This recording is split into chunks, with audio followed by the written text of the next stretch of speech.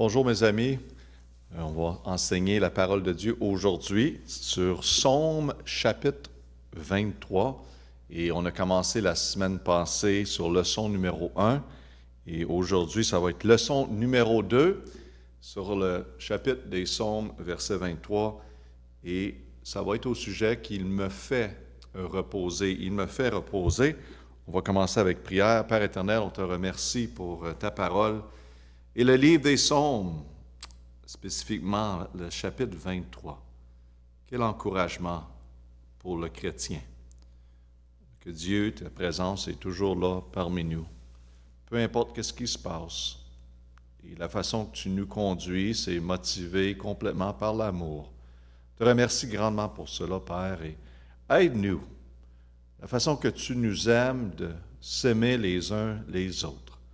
Être un outil dans la main de Dieu, un représentant de Jésus-Christ sur cette terre. On prie que tu nous donnes grâce. Au nom de Jésus. Amen. On va commencer en chantant la B-I-B-L-E. Quel livre merveilleux! La B-I-B-L-E. Quel livre merveilleux! Et j'y tiens ferme, j'y crois toujours. La B-I-B-L-E. La Bible. Amen. J'espère qu'à ce point-ci, après quelques années, chanter cette chanson, vous la sachez dans votre cœur et durant la semaine, parfois vous la chantez. Amen. Psaume 23:1, Psaume de David. L'Éternel est mon berger, je n'aurai point de disette. Psaume 23:2. Il me fait reposer dans mes pâturages herbeux. Il me mène le long des eaux tranquilles. David ici proclame, l'Éternel est mon berger. Je n'aurai point, le mot point, de disette, besoin de rien. C'est ça que ça veut dire. Je suis complet, mon berger s'occupe de moi. Et le Seigneur ici est en train de nous réassurer. Comme le berger réassure le brebis. Dans verset 2, il parle du repos, le mot repos. Il parle du repos qu'il donne à ses brebis. Nous sommes ses brebis. Le Seigneur ne dit pas, le mot pas, que notre repos se trouve dans un champ de boîtes ou de sable ou de roches. Notre berger nous donne le repos sur le confort, le mot confort, d'un pâturage herbeux. Et nous donne la paix en nous menant au long des eaux tranquilles. Ça, c'est le rêve, le mot rêve d'une brebis. Pensez-y. Qu'est-ce qu'une brebis désire? C'est l'eau, avoir un pâturage herbeux. Et donc, le Seigneur ici est en train d'établir le fait qu'il s'occupe de ses brebis, qu'il s'occupe de nous. L'Éternel prend soin de ses brebis. Il désire qu'on vit chaque jour reposer, le mot reposer dans sa présence. Reposer calme dans la présence de Dieu. Même à travers des ennemis, des adversaires, le berger est présent. Et donc, les brebis se reposent. Ils savent que le berger va s'occuper de leur ennemi. Même si physiquement nous pouvons être fatigués, le mot fatigué, nous pouvons être, reposés en paix, en confort dans sa présence. Parce qu'il est là et on n'a pas besoin de s'inquiéter. Comme vous le savez, le mot chaque jour, il y a plusieurs choses à accomplir, plusieurs décisions à prendre, plusieurs personnes à rencontrer, et tout cela avec des problèmes et des épreuves, bien sûr. Hein? On pense que la vie va aller d'une certaine façon et va toujours bien fonctionner. On est très optimiste, mais on sait la réalité que ce n'est pas toujours et même souvent le cas. Et le Seigneur, notre berger, nous dit quoi faire. Dans Matthieu 11, 28 à 30, Jésus dit, « Venez à moi, vous tous qui êtes fatigués et chargés, et je vous soulagerai. Chargez-vous de mon joug et apprenez de moi, parce que je suis doux et humble de cœur, et vous trouverez le repos dans vos âmes, car mon joug est aisé et mes fardeaux légers. Le Seigneur dit, viens envers moi. Et la raison que ça va être aisé, on va dire que ça va être moins de charge sur nous, c'est parce que littéralement, quand on met notre confiance en lui, on lui donne tous ses fardeaux. On lui dit, porte-les ses fardeaux. Donc, plus aisé. On t'a fait confiance avec ça, Seigneur. On ne peut pas s'en occuper, on ne peut rien faire pour le changer. C'est une invitation, le mot invitation. Venez à moi. De Jésus lui-même, nous avons accès à notre berger 24 heures par jour, 7 jours par semaine et 365 jours par année. Ça veut dire tout le temps accès à notre berger. Ici, nous sommes offerts par Dieu lui-même à travers de nos fardeaux et à travers de notre vie, notre fatigue, à travers de nos incertitudes, à travers du découragement qu'on fait face, de venir à lui en tout temps. Et il promet, et j'aime bien les promesses de Dieu, et de tenir Dieu à ses paroles. Dieu, tu promets ici de me diriger dans des sentiers de pâturage, de mener à travers des eaux tranquilles. Je te fais confiance, Père. Il promet de nous soulager, selon Matthieu 11, 28.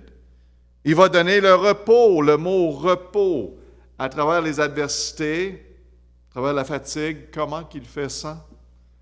En nous donnant la paix, en nous donnant la force, en nous donnant l'espoir qui sera présent au début jusqu'à la fin.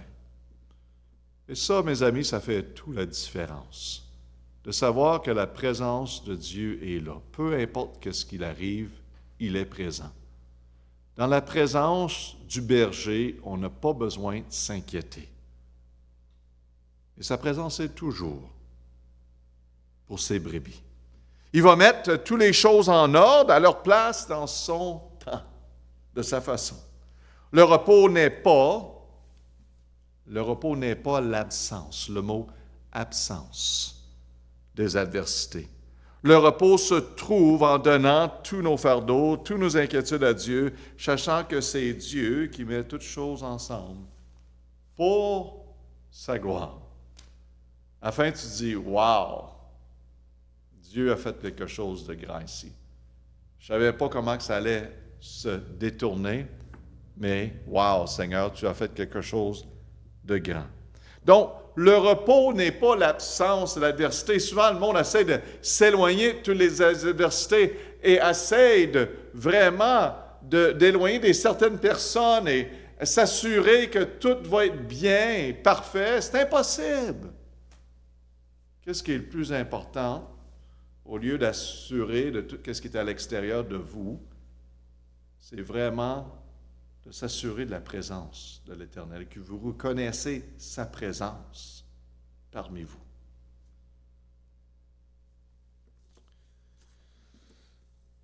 Dans la parole de Dieu, quand il y a eu une tempête durant que les disciples étaient dans le bateau, où était Jésus?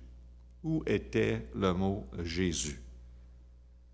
Jésus était dans le bateau, n'est-ce pas? Avec eux. Il était couché. Le mot couché. Dormait, si c'est plus facile pour vous, couché ou dormait.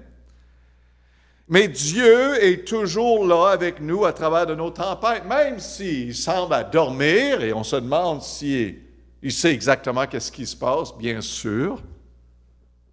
Il est toujours, le mot toujours, avec nous à travers les tempêtes. Il ne prend pas de vacances.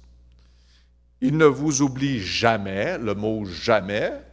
Il ne vous oublie jamais. Ça, c'est une vérité que vous avez besoin de reconnaître. Il sait exactement où vous êtes physiquement, dans la vie, émotionnellement. Il sait où vous êtes spirituellement. Il sait exactement qu'est-ce que vous avez besoin aujourd'hui? Qu'est-ce que vous allez avoir besoin demain? Donc, il reste à se confier en lui. Il est prêt à prendre tous vos fardeaux, vos adversités, et vous échanger tout cela pour le repos. Ça, c'est la meilleure business deal. Là, j'ai parlé un petit peu en anglais. La meilleure business deal, D-E-A-L, que j'ai jamais vue. En voulant dire, le Seigneur, notre berger, dit, garde, amène-moi tous tes problèmes, je vais les prendre et je vais te bénir, je vais te donner du repos, la paix de tout ça. Qui ferait ça pour nous autres? Amen? Pensez-y. Je vais prendre toutes tes dettes, laisse-moi s'en occuper. Wow! Ça, c'est notre berger. Et la façon qu'on se décharge sur lui, c'est un peu illustré de la façon qu'on se mettrait sur un divan et on mettrait tout notre poids dessus et donnerait tout le fardeau et tout ce poids à lui.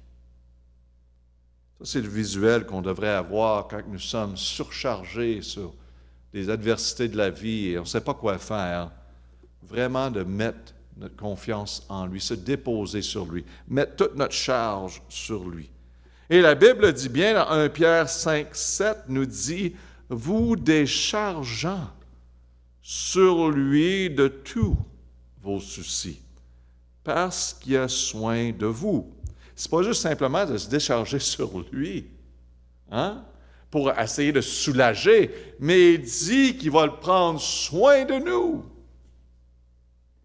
Prend toute responsabilité, mais il reste à nous de se confier en lui.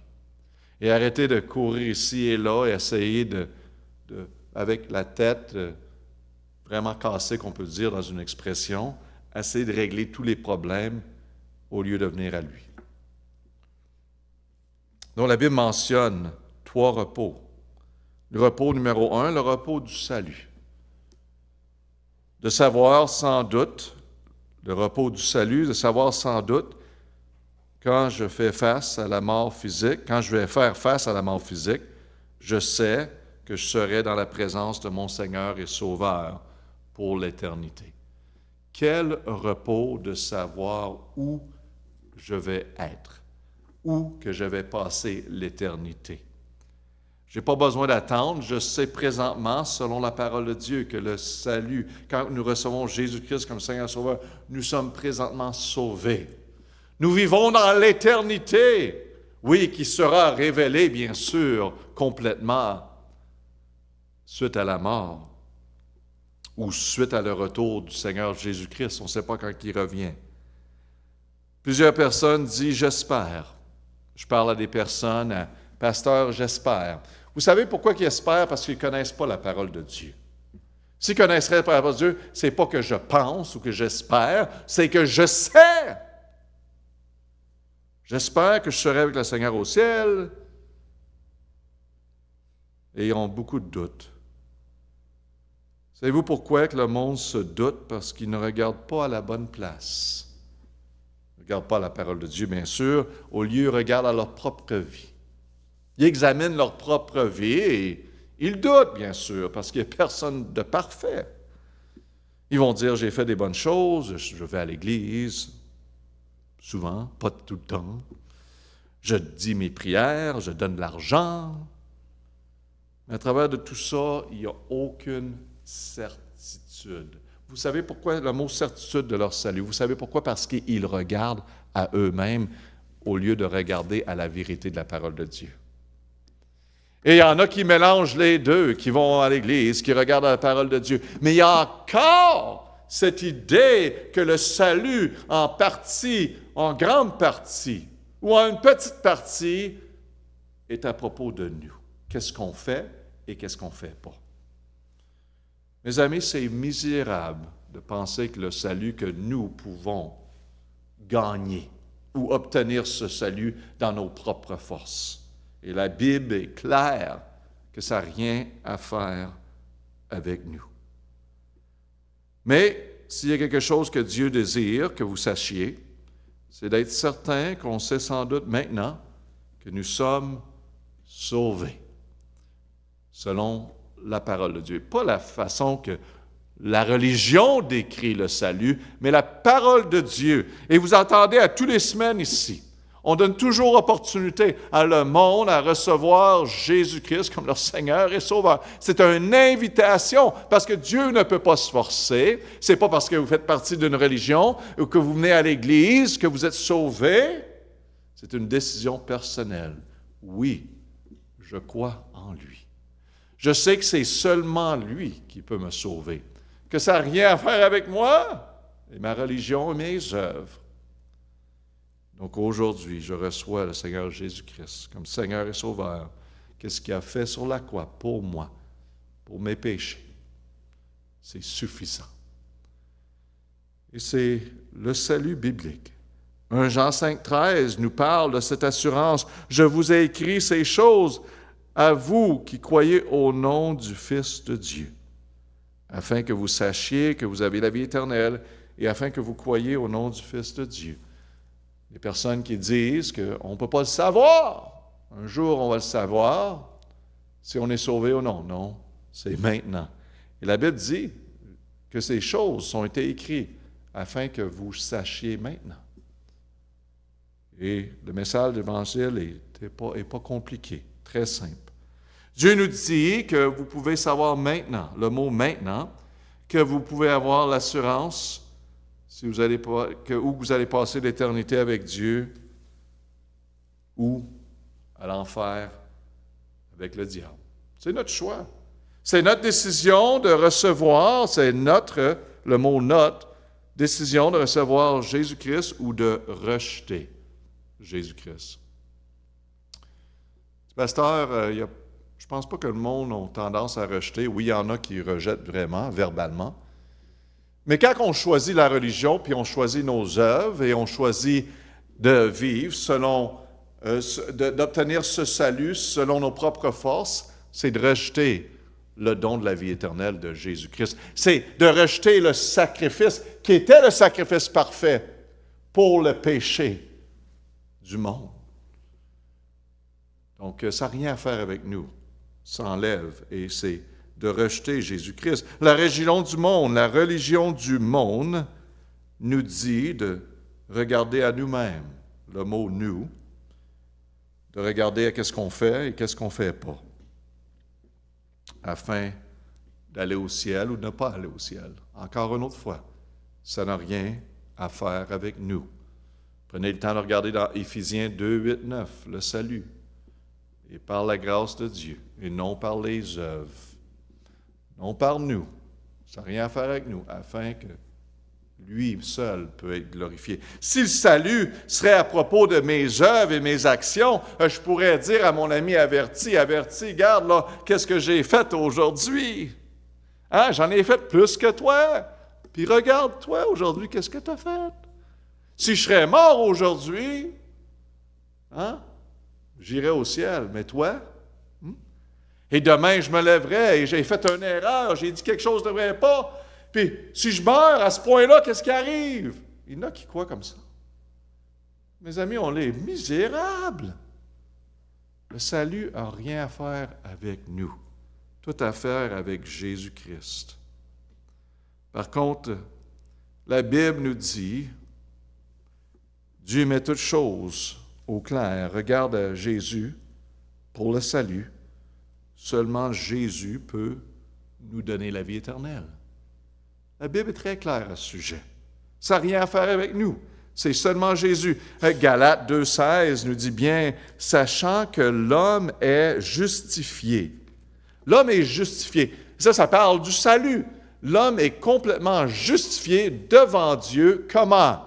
Par ses œuvres? Par sa religion? Qu'est-ce que la Bible dit? Non par les œuvres de la loi, mais par la foi en Jésus-Christ. Amen. Nous avons nous-mêmes cru en Jésus-Christ afin d'être justifiés par la foi en Christ et non par les œuvres de la loi, parce que nulle chair ne sera justifiée par les œuvres de la loi. As-tu vu comment il a répété la même chose ici? afin que nous, qui avons de la misère à comprendre que ce salut ait déjà été permis par le sacrifice parfait de Jésus-Christ, il reste à nous d'accepter ce que Jésus-Christ a fait sur la croix il y a 2000 ans. Et non, l'homme dit, « Ah, moi, je vais essayer de me justifier moi-même. Je vais vous montrer comment grand que je suis. » Donc, il fait tous ses efforts, il va à l'église, il donne, il fait ci, il fait ça. Mais il se trouve encore un pécheur. Il reste à lui, avec humilité, de regarder à la croix. Le sacrifice parfait. Parce qu'on ne peut pas se sauver nous-mêmes. C'est lui, c'est pas lui en partie, c'est tout lui. Ça n'a rien à faire avec nous. Mais pasteur, tu fais des bonnes œuvres. Absolument, on fait des bonnes œuvres. On croit les bonnes œuvres. Mais les œuvres n'ont rien, comme vous venez d'écouter, de faire avec la justification, avec le pardon des péchés, ça n'a rien à faire. On fait les œuvres parce que l'œuvre parfaite, Jésus-Christ, est mort sur la croix. Il a donné sa vie pour moi. Et moi, je vais donner ma vie pour sa cause, pour lui. Amen. C'est la raison. Oui, on fait des bonnes œuvres. Et on est appelé à faire des bonnes œuvres. Ça, c'est la responsabilité d'un chrétien, bien sûr. Pas pour obtenir le salut, pour démontrer Jésus-Christ à travers de ce monde. On le fait et on démontre des bonnes œuvres, bien sûr. Donc, nous sommes justifiés par la foi en Jésus-Christ. C'est bien dit ici dans Jean 14, 6, Jésus lui dit, « Je suis le chemin, la vérité, la vie. Personne ne vient au Père que par moi. Personne irait à Dieu, va obtenir le salut, sauf que par Jésus-Christ. Le chemin est seulement lui. Il n'y a pas d'autre chemin. Il y en a un. Il y a le monde qui disent, « il y a plusieurs religions et tout le monde a leur façon. » Mes amis, écoutez bien. C'est par Jésus-Christ, le salut. Il n'y en a pas d'autre. Il n'y en a pas d'autre. Jésus-Christ. Personne veut dire personne. Vous pouvez le dire. Personne ne vient au Père que par moi. Personne. Peu importe votre position, votre argent, il y a un seul moyen pour atteindre Dieu, pas par vous-même, pas par vos œuvres, pas par votre religion, pas par vos actions, seul, le mot action, seul par Jésus. Tellement simple qu'un enfant peut le comprendre, n'est-ce pas? C'est pour ça que Jésus parle des enfants et de venir à moi comme un enfant.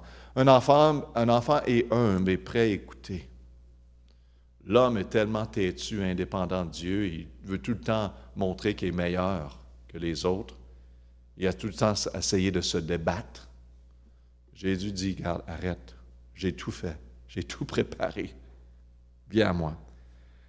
Car il y a un seul Dieu, 1 Timothée 2,5, un seul médiateur entre Dieu et l'homme. Qui est ce médiateur? Jésus-Christ, homme. La Bible est claire à propos du salut. Nous n'avons aucune excuse de dire un jour, j'ai jamais entendu le message de l'Évangile. Mes amis, ce n'est pas juste attendre. Vous pouvez l'entendre et dire, ah oui, ça c'est beau à l'oreille. Il faut recevoir. C'est une décision personnelle. C'est un certain temps dans votre vie. On doit être né de nouveau. Comme on a été né naturellement. C'était une journée, on se rappelle de la date, n'est-ce pas, que vous étiez né? Moi, c'était 1972, février 19. Là, vous savez mon âge. Pour vous, puis j'ai été né de nouveau en 1994. Merveilleux. Donc, il y a un certain temps qu'on vous dit, « Wow! » Là, je vois le message de l'Évangile, c'est clair. Les personnes, des fois, qui viennent à l'Église, puis finalement, la lumière allume. L'Esprit de Dieu leur montre. C'est vrai, je suis pécheur, que je mettais ma confiance en moi-même, ma religion. Oui, je croyais à un Dieu, je croyais à Jésus de ma façon, mais là, je le vois selon la parole de Dieu. Et c'est lui que je veux. Amen. Ça, c'est l'Esprit de Dieu qui rouvre les yeux. Donc, on voit le repos du salut. Donc, simplement dire, c'est tellement très rassurant. Peu importe ce qui arrive dans la vie, d'être dans la présence de Dieu dans le futur. Savoir. Ce n'est pas « j'espère », c'est de savoir. Le repos de la foi. Notre berger est bon, la Bible dit, il conduit ses brebis vers des pâturages herbeux, vers le repos. Donc le problème n'est pas avec Dieu, le mot Dieu, le problème se trouve avec nous, N-O-U-S, qui souvent on dit « j'ai pas besoin de ça ». Je ne veux pas m'engager. Si Dieu fait pour moi, je vais le faire. Tu sais, on a toutes sortes de conditions envers Dieu. Et c'est à ce point-ci, à travers de notre résistance, qu'on peut dire, le mot résistance, que le berger, plein d'amour, parce que c'est vraiment la façon que notre berger est envers nous, plein d'amour, c'est supposé dire c'est exactement le besoin de chacun de ses brebis. Il va faire, qu'est-ce qu'il doit faire pour apporter ses brebis où? Au pâturage herbeux, où ils trouveront le repos. Des fois, on se combat contre le berger et on veut rester dans une voie indépendante, faire ce que je veux faire. Mais le berger dit, garde, je veux simplement te bénir et t'apporter vers des pâturages herbeux, vers les eaux tranquilles. Je veux te donner de la vie, l'abondance de la vie. Et le monde résiste afin de penser qu'ils vont trouver la liberté, mais ça les apporte à leur propre destruction. Et le berger est là et il dit, oui, laisse-moi te conduire, laisse-moi te diriger. Viens avec moi. Mes amis, on est vraiment bénis en lui. Il reste à nous de suivre. Dieu va permettre les choses nécessaires dans notre vie pour nous apporter au repos en lui. Dieu va permettre certaines choses d'arriver afin qu'on arrive au repos. Souvent, la brebis ne veulent pas suivre. Vous savez pourquoi? Premièrement, on voit la crainte. C'est une des raisons que la brebis ne suit pas. C'est la crainte, le mot la crainte. Les bébés sont des animaux nerveux, ils ont peur quand ils entendent un bruit ou ils entendent une personne parler ou le bruit d'un autre animal. Seulement le berger peut enlever la crainte de ses brebis. Comment? Simplement par sa présence. Le mot présence. Peut-être vous avez certaines craintes, vos enfants, certaines craintes. La crainte ne quitte pas. La crainte, le mot ne quitte pas en enlevant le danger et les circonstances de la vie. Pasteur, ben oui, il faut enlever toutes ces craintes-là. Mes amis, toutes ces choses-là autour de nous, il y en a plusieurs. Et si vous ne faites pas attention, toute votre vie va être de vivre craintif. Mais qu'est-ce qui est encore plus important? C'est la présence du berger qui enlève toutes les craintes. Même si on enlève le loup, parler avec les brebis, si on enlève le loup, la brebis va penser encore à le prochain loup. Sa vie va être toujours à regarder et pas avoir le plaisir de la vie, tout le temps inquiète. Il y en a-t-il un qui arrive? Qu'est-ce qui est le plus important? C'est rester proche du berger. Parce que le berger va s'occuper de tous les ennemis autour. Donc, allez, plaisir dans les pâturages herbeux, dans les eaux tranquilles, dans la présence du berger. Voyez-vous comment que le monde essaie de s'assurer que tout soit réglé autour d'eux. C'est tout pas parfait, impossible, afin d'enlever les craintes, les problèmes. Mais vraiment, il devrait se donner à dire, Seigneur, je vais rester proche de toi. ta parole. Et cela va soulager, s'occuper de tout le reste. Et ça, c'est la vérité. Seulement le berger peut donner le repos. Pas les autres brebis en passant. Oh, des fois, on regardait les autres personnes. Ah, c'est cette personne-là, cette personne. Non. Encore, c'est le berger. Isaïe 41:10, Dieu dit, « Ne crains point, car je suis avec toi. » Faites face à vos craintes, mes amis. Les personnes, les changements, le futur, toutes ces craintes qu'on peut avoir. Vous pouvez ouvrir la porte de votre prison de la crainte en disant oui au berger. Je veux ta présence dans ma vie. Je veux vraiment ta présence et je cherche ta présence. Et ça devrait être le désir de chacun des chrétiens et la meilleure façon de s'occuper du problème de la crainte. Le monde dit, qu'est-ce que je fais, pasteur? Lis la parole de Dieu. Quand tu as des moments craintifs, prie. Et on voit le repos ici du ciel. Ça s'en vient. Jésus a dit à ses disciples que ce n'est pas facile sur cette terre. Vous allez vivre des épreuves, mais il s'en vient un repos pour l'éternité. Ils encouragent les disciples. Où qu'il n'y aura plus de péché, il n'y aura plus de maladie, il n'y aura plus de babaille, il n'y aura plus de s'en sentir seul, découragement. Non, il n'y aura plus. Le ciel est la place pour chacun de ses brebis. La Bible dit dans Jean 14, 1, 3, en finissant, que votre cœur ne se trouble point. Croyez en Dieu, croyez aussi en moi, Jésus dit. Il y a plusieurs demeures dans la maison de mon Père. Si ce n'était pas, je vous l'aurais dit. Je vous ai préparé une place. Jésus parle à ses disciples. Parle à nous. Et quand je serai parti, il parle que lui, il ne serait pas sur la terre pour toujours, bien sûr, que Jésus est allé avec le Père et je vous ai préparé une place. Je reviendrai et vous prendrez avec moi. Ça, c'est le retour de notre Seigneur, afin que où je serai, vous y soyez aussi.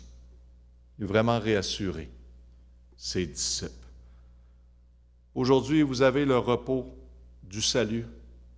Avez-vous placé votre confiance seule en Jésus-Christ pour vous sauver? Chrétiens, le repos de la foi, sachez-vous, sachez qu'il est toujours présent pour ses brebis. Plus que d'autres choses, vous avez besoin de sa présence. Vous voulez régler les problèmes autour, cherchez la présence de Dieu, lui qui va vous conduire dans les eaux tranquilles, dans les les pâturages herbeux. Le repos du ciel est la réalité qui attend pour chacun de ses brebis. Amen. Le Seigneur nous réassure à travers le livre des Psaumes. On va prier, Père éternel, merci pour cette étude et cet enseignement dans le livre des Psaumes, chapitre 23.